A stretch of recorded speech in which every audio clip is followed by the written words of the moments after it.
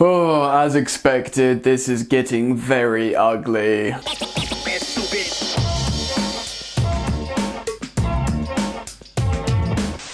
Hey, what's going on, guys? Welcome back to the circus that is football at the moment, even here on Football Therapy. Of course, we are talking about the incredible gargantuan news of the formation of the European Super League. Thomas Tuchel has just finished his press conference talking about it, and also we have some gargantuan news from the head of UEFA, obviously taking action against this new Super League. Amazing, incredibly negative, drastic, dramatic scenes indeed. I'm still not enjoying reporting on Football Therapy like I should be. I still have great concern for my club. I'm going to keep working, it's my job, and I'm going to keep reporting it to you. I'm not going to do heavy editing because I only do that when I feel good, and I don't feel good, so you'll have to excuse me for that. I'm just giving you the information.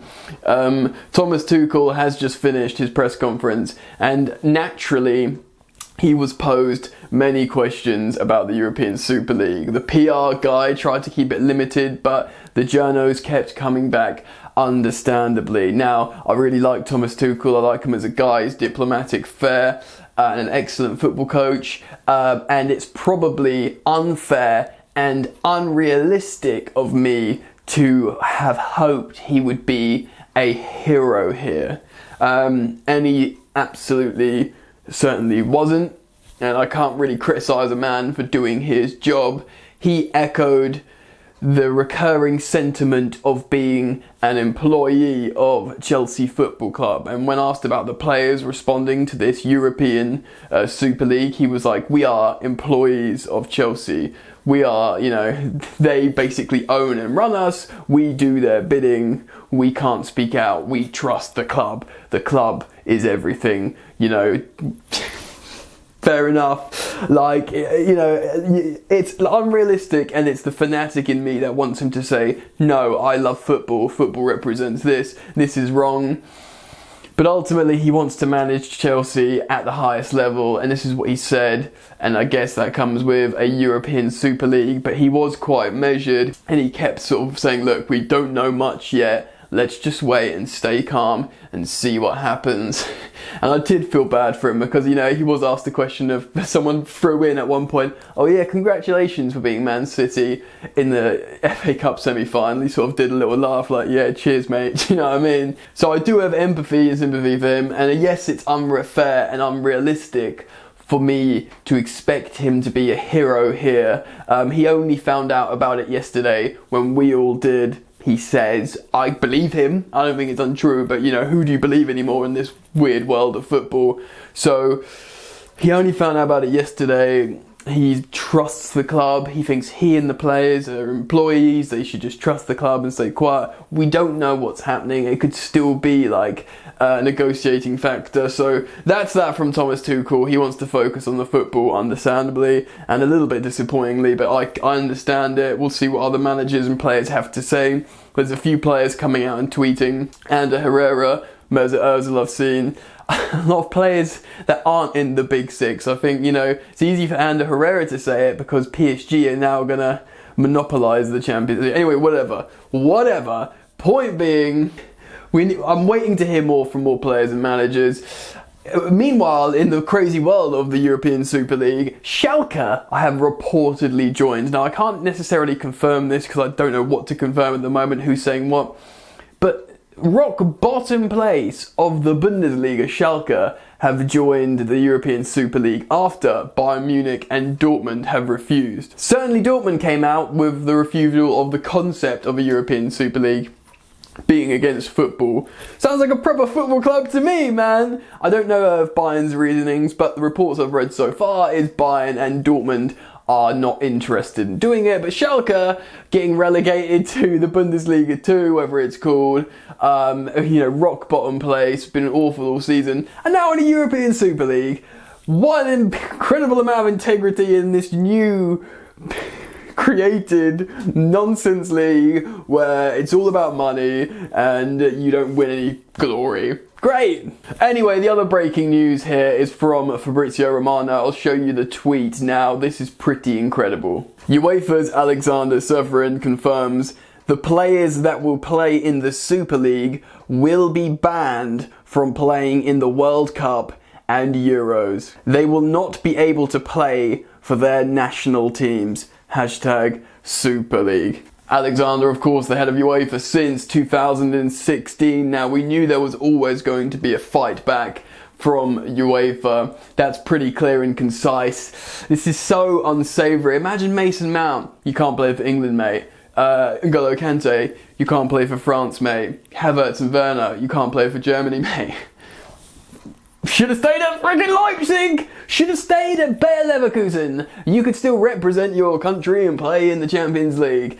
Catastrophic ramifications. And when this came out, I thought, this was proposed yesterday, I thought it was fear-mongering.